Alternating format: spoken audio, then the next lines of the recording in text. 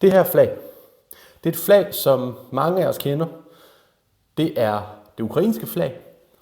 Og det er et flag, som mange af os vil se her i løbet af de næste par dage på de sociale medier. Fordi i dag, der er det netop 3 år siden, at Rusland startede sin angrebskrig mod Ukraine. En angrebskrig, vi aldrig har set i Europa siden 2. verdenskrig. For noget tid siden, der havde jeg fornøjelsen af at møde nogle ukrainere, som var i Danmark på grund af deres arbejde. Det var primært unge mennesker, og det var meget, meget rørende at høre deres fortælling, hvordan det var at leve i Ukraine. Og mange af dem, de var også afklaret med, at de skulle i krig på et tidspunkt. Ikke fordi de havde lyst, men fordi det var en realitet og en nødvendighed for at beskytte deres land, beskytte deres familie og beskytte deres venner.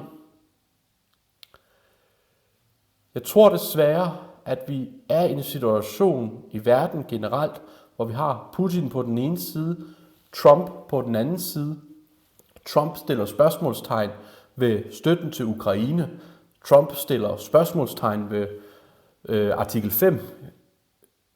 Og det gør, at vi i Europa står i en endnu værre situation. Og derfor er vi i Europa nødt til at stå sammen og stå fast og sørge for vores egen sikkerhed.